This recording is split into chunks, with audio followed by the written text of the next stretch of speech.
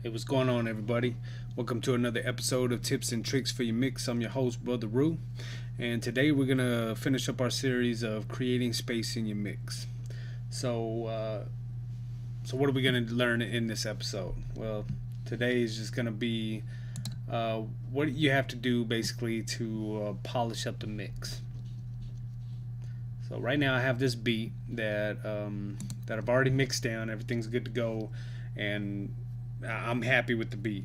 So I'm just gonna kind of show you what I look for in the final mix session before I actually send it out as audio to be mastered. Okay, so right now I want to see where the decibels of my kicks are hitting. So, you know, turn it up here. Okay, right now I'm sitting at about 15.8 decibels. Okay, the last thing I want to do is kind of turn on, or another thing that I want to do, excuse me, is go ahead and turn on everything that has reverb as it pertains to my drum tracks.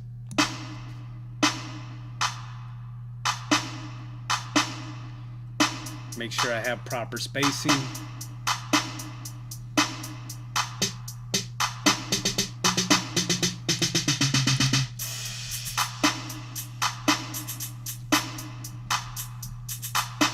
Sounds good.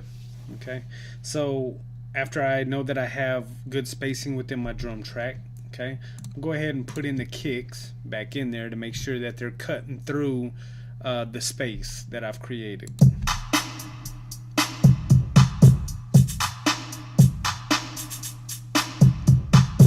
In which they are, and they sound good, cutting right through, and you can still hear the spacing. Now I slowly start turning on, like the main parts of the song. Most of the time, I'll usually want to start off with the sub, seeing that it has low frequency, if there's a bass line in there. This song has a bass line, so it's right here. So I'm going to turn on this one and make sure it's not conflicting with any of my space.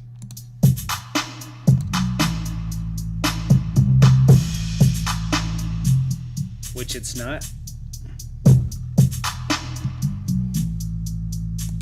Okay, so with the sub and the kicks still cutting through the mix, and I still have my spacing, all the rest of my instruments, if EQ'd properly and put in the right positions as far as panning, and my stereo image isn't way out there too wide, but wide enough, everything should sound good when I start clicking everything on. So let's take a listen.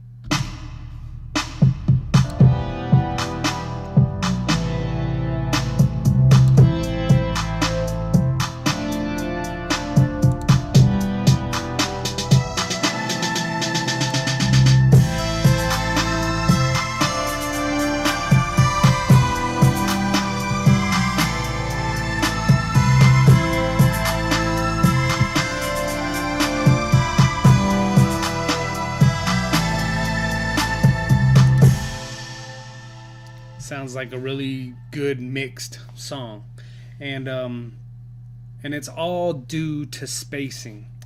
I never understood it when I very first got into mixing. I really just thought, let me just turn a few knobs here, and I always thought there was just this one, great plug-in out there that would just automatically just make my mixes sound better. But like I said in the last tutorial, that's what a producer does. He's gonna have to build everything from scratch, and he's got to listen to his ears, and he's got to say, okay, what kind of space do I want this song to have?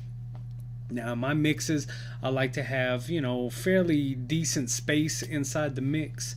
But, I've heard some songs where they just go way out there, and they sound beautiful, you know what I mean? But, it just all depends on what instruments you're using, what kind of drums you're using. And, in a hip hop song like this, usually, a good mid-sized studio room kind of sounds good, you know what I mean? So if we listen to this track, that's what it's going to sound like it's in a small, well, not a small, but like a mid-sized studio room.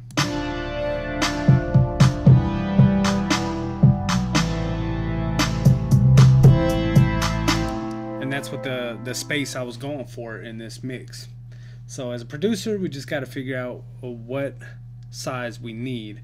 As soon as we establish a certain size that we want, especially like I said into the first tutorial of creating space within your drum track, I mean that's just how I do it. In your drum track, once it's created, from there you just build onto that space.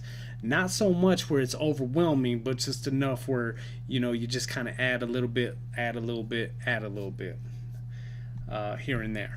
Okay. Now the last thing I want to show you is my actual stereo image of my track. Okay.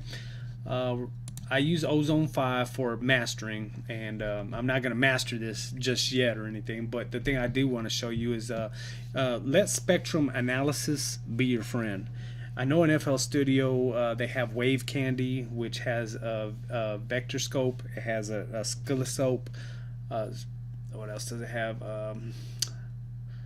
It has meter. The meter is what I use Wave Candy a lot for, especially for like peaks, PPMs, RMS, stuff like that. I mean, just the actual loudness of the song, and we'll get into that into a later tutorial. But right now I'm using Ozone 5 because it has a really good stereo image analysis right here. And what I want to show you is that my song in Ozone 5, just as long as this deal isn't going way back and forth, a lot of people think that if it's going to left to the right, to left to the right, left to the right, that means that their song is wide. And in the actual image, that this whole deal will just be filled up. And they say, well, that's wide, that's good. And that's not necessarily the case. That actually means that your song is out of phase. And just like this, if this is consistently at 1 and this is maintaining right here in the middle, going back and forth, then your song is pretty much in phase. Now if it happens to dip down every now and then, that's no cause for concern. But if it's dipping down, I mean, way too much, I mean, just throughout the whole song, then yeah, you're gonna need to go back, fix your spacing, fix something that is causing it to be out of phase. The good thing about Ozone 5 is that you can actually go to offset and you could actually fix it. 9 times out of 10 you can fix it right here with the offset. I don't really like doing that. I like going back to scratch because the offset just kind of, it is what it says it is, offset, and they'll offset your whole song and your whole phase, and you're just like, whoa, okay, that just changed my whole deal. So we're gonna take a look at this meter, and this V looking thing right here, that's pretty much where the field, your stereo image, should be at. So imagine this right here, this point, this is where I'm sitting at my studio. Okay, this would be my right speaker, this would be my left speaker. Okay, I know it's not going to push down towards me, but you'll kind of get an idea of where my image is at and what I'm hearing. Okay, so let's take a listen.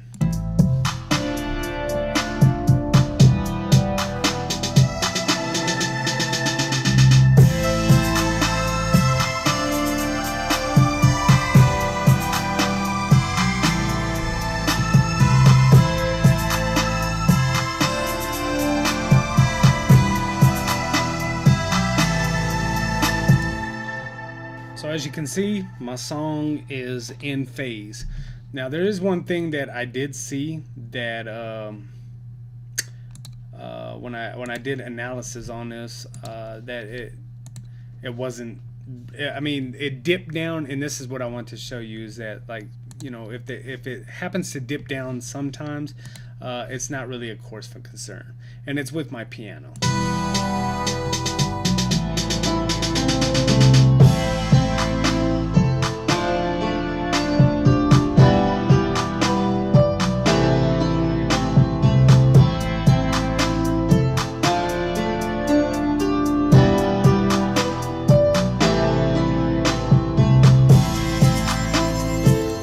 As you can tell, I mean, it dipped down, a couple of times, but if you notice this right here, it maintained right where it needed to be, which lets me know that it's in phase, and that my whole song came out of phase just for that little second, but went back into phase. and sometimes it's just the frequency will kind of jump out of the phase of the song and kind of really jump out at you. And I mean, that's basically all it's saying to me. But I really wanted that piano to stand out, and I put a lot of reverb and a lot of spacing on it. So I mean, that's why it does that. Last but not least, you come to the final thing that you do as far as creating space and making sure your song is ready to go.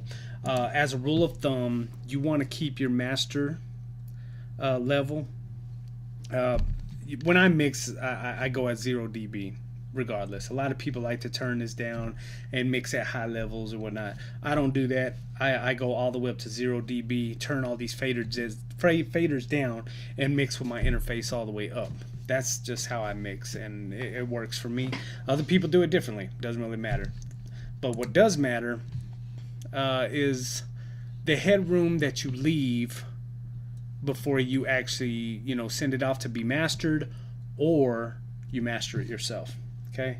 For me, I tried to aim right here, 6 dB with everything, all the instruments and everything. I should be sitting around 6 dB. The highest I'll go is 3 dB. I never want to try to push it up to 0 dB or even clip. A lot of people say it's okay to clip, and that just depends. That all goes to loudness war versus dynamic range.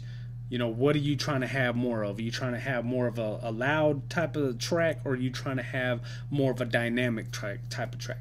I'm more of a clarity guy. I love my tracks to be clear. Okay, so when I play this, I should be sitting just about 6 dB. So let's listen.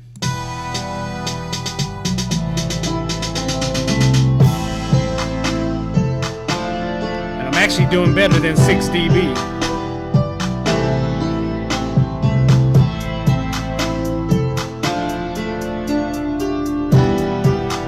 So as far as I could see, that was my highest peak at 8.2 dB. Which means I still have room to, well, obviously I'm going to throw some vocals on this track eventually, but that gives me enough headroom to put vocals in there, which is, I forgot to mention, I mean, I don't have vocals on here yet. So as a rule of thumb, I actually try to aim for 10 or 8 when I'm mixing down, and then 6 or 3 when I have the vocals on there. So my apologies for that. But everything is pretty much where it needs to be. Now, the reason why you want to leave that much headroom is that way when you master, you have all that headroom to be able to do multiband compression, post EQ, limiting. Limiting is really the last thing you do, but process the stereo image just a little bit more, add harmonics, everything that Ozone 5, which is what I use, what it offers: equalizer, reverb, harmonics, dynamics, stereo image, post EQ, and the maximizer. And that gives me enough room to do, and make my track really stand out without losing its dynamics. Now, if you push it all the way up to where it clips and all that, and you send it out as a master, I mean, basically, there ain't really too much you're going to do in mastering. All you're going to do is maybe push the envelope on the maximizer, or, a limiter if you have one, just a little bit. But, I mean, that's pretty much all you're going to be able to do. You're not really going to be able to really hone in and glue everything together and master it the way that it needs to be. Now, am I a professional mastering engineer? No. And I would love to be a professional mixing and mastering engineer, but I'm just a home recording studio producer, and these are the tips and tricks that I want to share with everybody. And this is just how I do it. Hopefully my tips and tricks and videos and tutorials that I share with you guys and other producers, it'll help y'all, and you don't have to do it exactly like this, but maybe there's that one thing that said, you know what, maybe I was missing that in my mix, and you can use it into your mix. And that's what I did. I watched a lot of videos on or tutorials on YouTube, and I learned a lot of stuff from YouTube. So basically I took everything from YouTube and and compiled everything into my own way of how I wanted to mix, and it just all integrates with each other. And basically, that's why I share these tutorials. So hopefully that you guys learn something, gain something from this, and I enjoyed doing this series.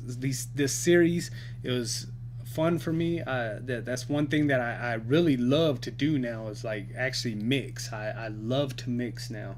And with every mix that I do, I'm just getting better and better and better and better at it. And that's another thing too. It's just you have to practice, practice, practice, practice. So, with that being said, that's the last.